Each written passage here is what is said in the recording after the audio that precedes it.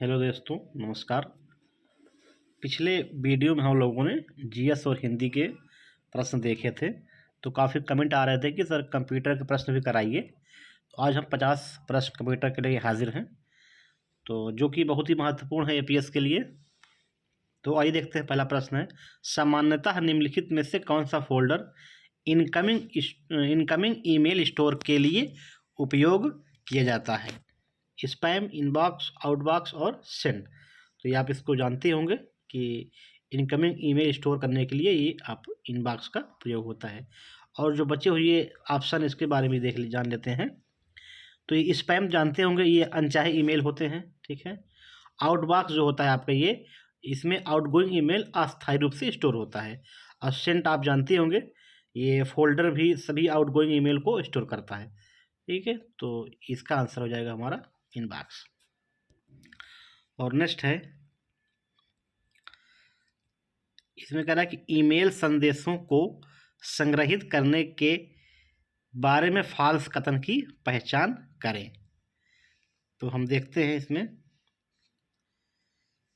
कह रहा है कि पहला ऑप्शन है, संग्रह करने से संदेश इनबॉक्स देखने से हट जाता है, और संग्रहित संदेशों को खोजा नहीं जा सकता, और लोगों के समूह को संबोधित संदेश आपके इनबॉक्स में वापस आ सकते हैं यदि पता सूची कोई व्यक्ति मूल का उत्तर देता है।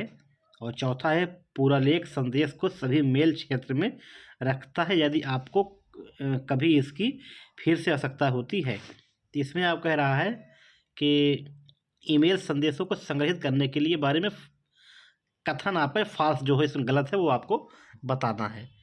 तो गलत पूछ रहा है तो ये आपका गलत हो जाएगा, क्योंकि संग्रहित यानी कि acid message can not be search, ऐसा नहीं है। हम किसी भी मैसेज को हम सर्च कर सकते हैं और देख सकते हैं।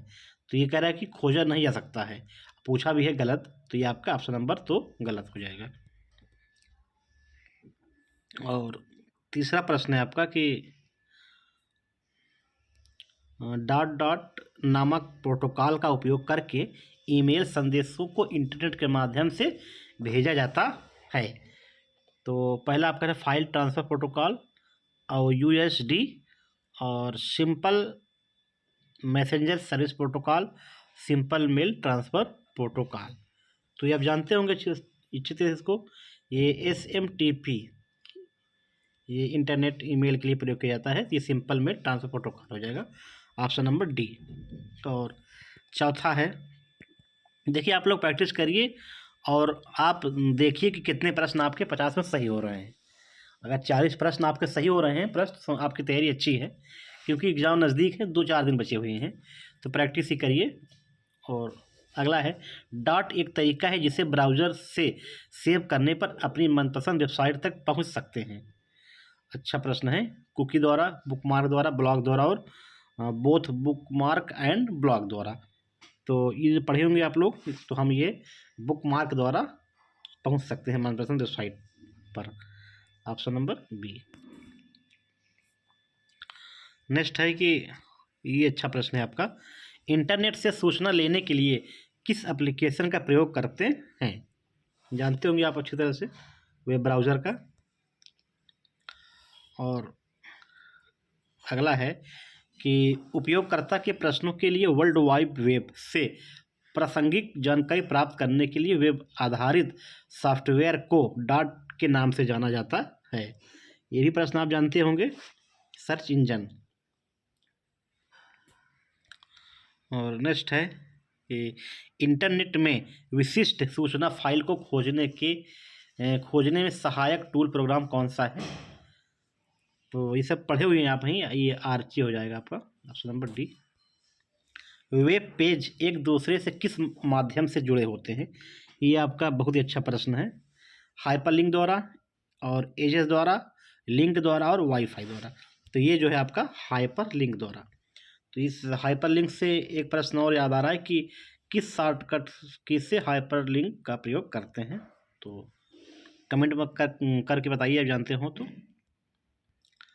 नेक्स्ट है कि सर्वर वे कंप्यूटर हैं जो संसाधन उपलब्ध कराते हैं। जो कि डॉट डॉट से जुड़े होते हैं, क्लाइंट, नेटवर्क, सुपर कंप्यूटर और मेन कंप्यूटर। तो ये आप नेटवर्क से जुड़े होते हैं। और नेक्स्ट है कि निम्नलिखित में से कौन सा font effect MS PowerPoint font dialog box में उपलब्ध नहीं होता है। ये अच्छा प्रश्न है आपका। अंडरलाइन होता है, शैडो होता है, स्ट्राइक थ्रू, ये एम्बोज आपका पावर पॉइंट में फॉन्ट डायलॉग बॉक्स में उपलब्ध नहीं होता है। ठीक है। और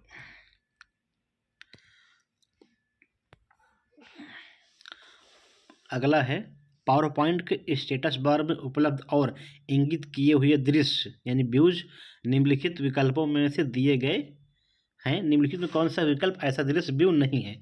outline, slide show, slide shorter और आपका नॉर्मल। तो ये तो आप जानते होंगे इसमें कि पूछ रहा है कि कौन सा दृश्य व्यू नहीं है पावर पॉइंट का व्यू में। तो ये आपका आउटलाइन जो है ये नहीं है। नेक्स्ट है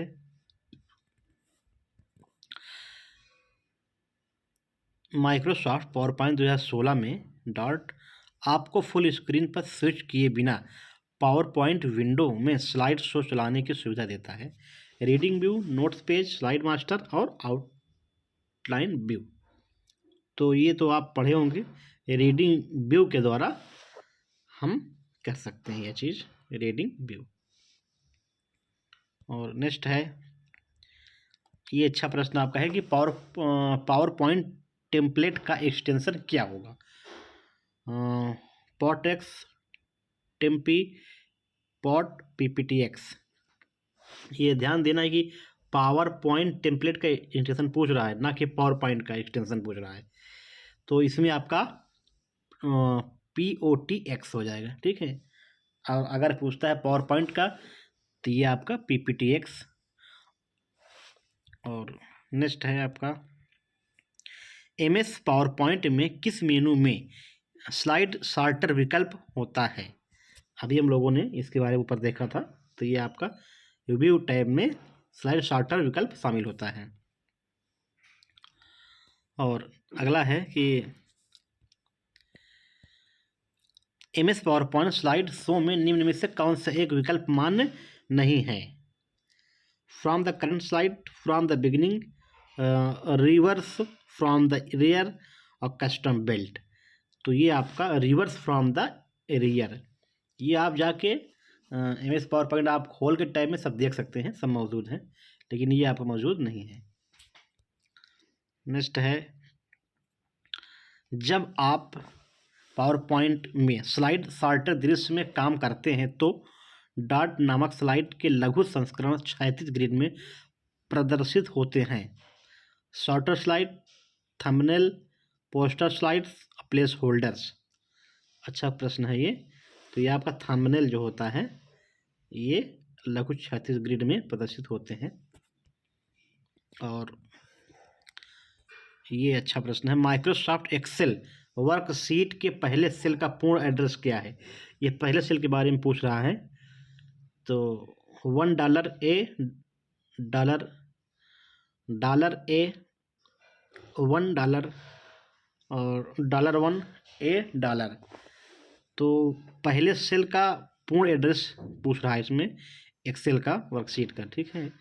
तो इसमें आपका $1 आपके पहले वर्कशीट का एड्रेस हो जाएगा। और नेक्स्ट है कि सेल कमेंट को संपादित करने के लिए MS एक्सेल में निम्न में से कौन सी शॉर्टकट की इस्तेमाल किया जाता है? तो ये आपका शिफ्ट F2। और एक बड़ी मात्रा में विस्तृत डेटा को व्यक्त करने के लिए सबसे सर्वश्रेष्ठ एप्लीकेशन क्या होगी?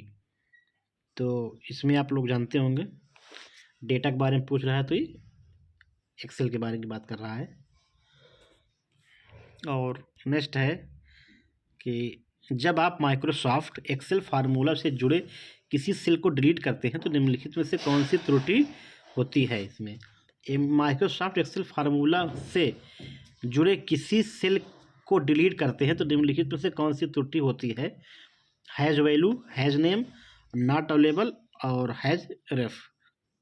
तो ये आपका हैज आर ई फे रेफ, तो इसका आंसर आपका डी होगा। और ये अच्छे प्रश्न हैं। एक्सेल में डोनेट चार्ट के समान है। पहला है बबल चार्ट, बार चार्ट और स्कैटर चार्ट और पाई चार्ट। तो ये आप जो है ये एक्सेल में डोनेट चार्ट के समान पाई चार्ट होता है। और नेक्स्ट है कि जब आप एमएस एक्सेल में स्प्रेडशीट खोलते हैं तो एक्सेल वर्कशीट का नाम प्रदर्शित होता है title bar, formula bar, cell और मेनू बार। तो ये आपका टाइटल बार के नाम से प्रदर्शित होता है। ये देखिए अच्छा प्रश्न है आपका। तो कह रहा है कि सेल A1 में एक फार्मूला इक्वल टू B2+4 दिया गया है। यदि सेल A1 को कॉपी करके D4 में पेश किया जाता है तो D4 में फार्मूला क्या होगा। देखिए जब एम एस एक्सेल में जब हम एक सेल दूसरे सेल में कॉपी करते हैं तो वह एक सेल आगे बढ़ जाता है, ठीक है। तो अब ये डी की बात कर रहा है, तो डी में अगला एक क्या जोड़ेंगे कि ई, मतलब कि एक आगे बढ़ जाएगा। तो इसमें ई देख लीजिए, अगर जी ई ऑप्शन जिसमें हो आप ये फार्मूला अप्लाई कर दीजिए। तो ई इसमें मिल रहा है तो इसी को आप मार दीजिए। बाकी अगर आप कंफ्यूज हैं तो आप प्रैक्टिकल एक्सेल में करेंगे तो यही आंसर आपको मिलेगा।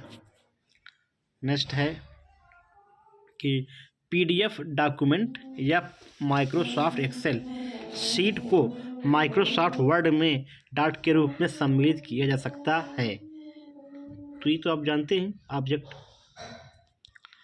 और नेक्स्ट है आपका ये माइक्रोसॉफ्ट वर्ड में गणितीय समीकरण डालते समय मेनू में रेडिकल विकल्प के लिए उपयोग किया गया ग्राफिकल चिन्ह है। ये आप लोग का प्रैक्टिस किए होंगे, देखे होंगे, अंडर रूट वाला प्रयोग होता है ये आपका डी। और नेक्स्ट है आपका इसमें कि एमएस वर्ड 2010 में रूलर विकल्प को सक्रिय करने के लिए निम्नलिखित में से किस टैब का प्रयोग किया जाता है। तो ये जानते होंगे आप, व्यू टैब। और नेक्स्ट है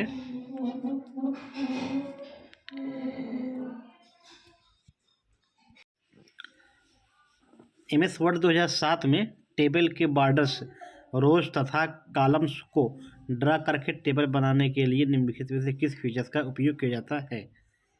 सिंपल सा प्रश्न है। आप ये ड्रा टेबल अगर आप एपीएस के लिए पढ़े हैं तो आप कर सकते हैं, नहीं पढ़ेंगे तो भी आपको समझ आएगा नहीं। और नेक्स्ट है कि आपके प्रलेख यानी कि डॉक्यूमेंट के पृष्ठ यानी पेजेस की बैकग्राउंड पर दिखाई देने वाले धुंधले पार्ट, टेक्स्ट या छवि, इमेज को क्या कहते हैं। तो ये भी आप जो अगर पढ़े होंगे तभी जान पाएंगे हीडर फोल्डर क्या होता है, या जो पीछे दिखता है वाटरमार्क या थीम। तो जो हम कोई पेज, जैसे कोई पेज है उसके पीछे जो कोई सिंबल लगा हुआ है, कुछ लिखा हुआ है, तो उसे वाटरमार्क बोला जाता है। आप एमएस वर्ड के किस टैब में वाटरमार्क ऑप्शन होता है आप लोग बताइए। और नेक्स्ट है कि आपको एक मौजूदा वर्ड डॉक्यूमेंट को किसी अन्य नाम से सेव करने की आवश्यकता है, आप निम्नलिखित में से किस विकल्प का उपयोग करेंगे। तो इसमें आपका समझ आएगा सेव एज। और नेक्स्ट है दूसरा सबसे बड़ा फॉन्ट आकार क्या है जिससे एमएस वर्ड 2016 में फॉन्ट आकार ड्रॉप डाउन सूची का उपयोग करके चुना जा सकता है। तो ये आपका 48।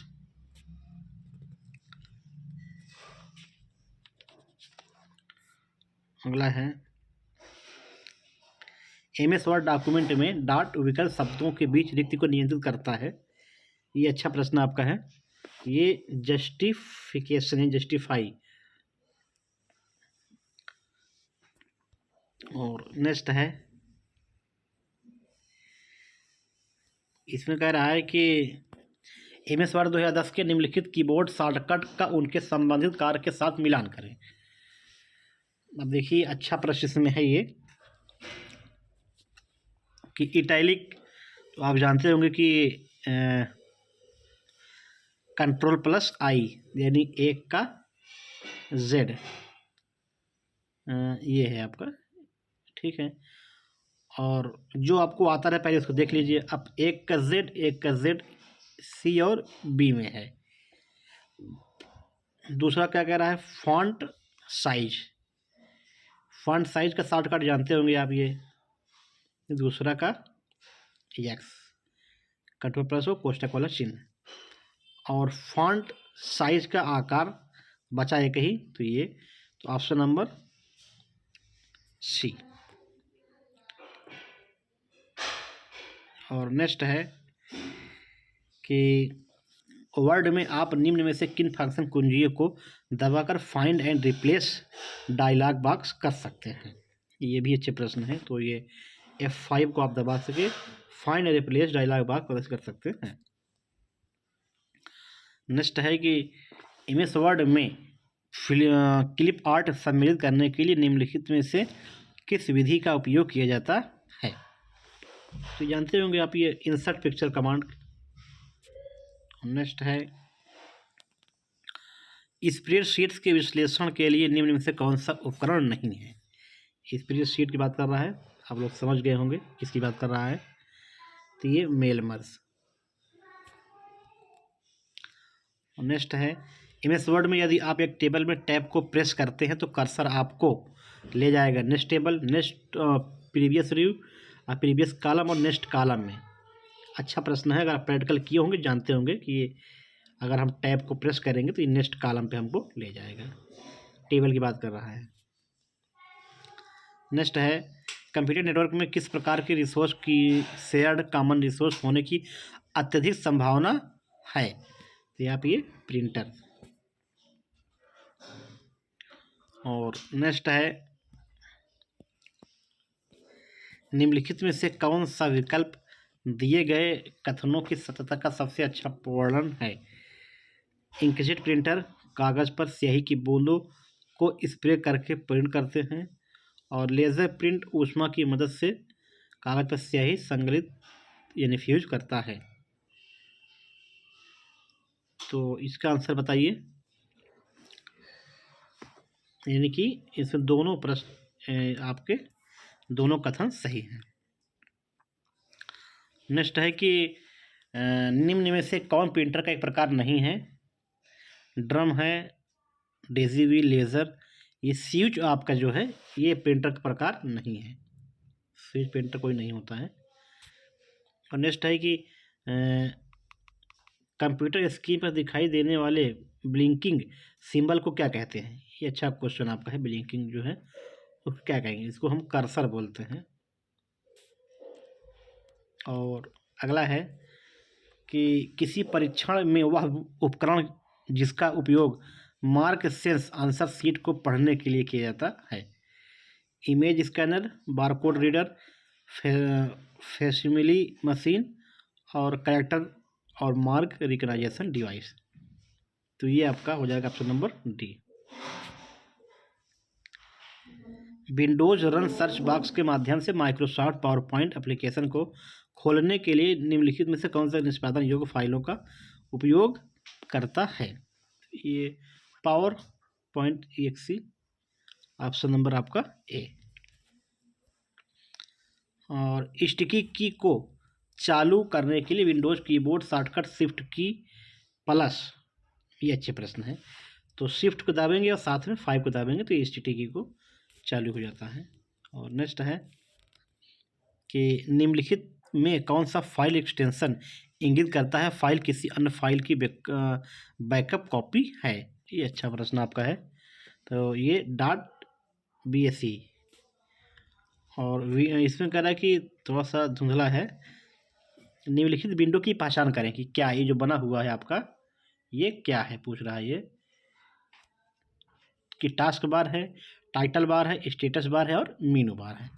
तो ये जानते होंगे आप इसके बारे में। ये जो सबसे ऊपर बना रहता है इसको हम, अरे सॉरी, जो नीचे उसको टास्क बार कहते हैं। नेक्स्ट है विंडोज 7 में जब आप डेस्कटॉप पर राइट क्लिक करते हैं तो पॉप अप मेनू पर सर्च बाई विकल्प शामिल नहीं होता है। तो ये ऑथर नेम। नेक्स्ट है कि उचित विकल्प के साथ प्रश्न चिन्ह स्थापनापन करें। विंडोज़ 10 में अपने डेस्कटॉप पर दिस पीसी रिसाइकिल बिन आदि जैसे आइकन जोड़ने के लिए आपको आवश्यक रूप से कहाँ जाना चाहिए? Start setting personalization dot desktop icon theme, ये स्टेप पूछ रहा है। तो ये थीम्स डेस्कटॉप, उसके बाद पर्सनलाइजेशन थीम डेस्कटॉप आइकन, ये आपकी सेटिंग होगी। और अगला है आपका Windows operating system dot interface के बिना एक विफलता होगी। तो किसके बिना? ये आप माउस के बिना। और निम्न में से कौन सा विंडोज में एक सेटअप प्रकार नहीं है? तो ये आपका पार्शियल आपका ये सेटअप प्रकार नहीं है, बाकी सभी प्रकार है। और ये अंतिम प्रश्न है कि व्हाट इज कोर्टाना, बहुत ही महत्वपूर्ण प्रश्न है ये। तो टोनल गुणवत्ता परीक्षण और विंडोज 10 के लिए ध्वनि आधारित व्यक्तिगत सहायता। और नेक्स्ट है कार्नियल टेनल सहायता विंडोज में कार्टून चलाने के लिए। तो ये ऑप्शन नंबर इसमें बी आपका हो जाएगा कि विंडोज 10 के लिए ध्वनि आधारित व्यक्तिगत सहायता कोर्टेना कहा जाता है। तो ये 50 प्रश्न कंप्यूटर के कंप्लीट होते हैं। आप कमेंट में बताइए कि आपके 50 में कितने सही हुए। फिर नेक्स्ट वीडियो में हम लोग मिलते हैं, तब तक के लिए धन्यवाद।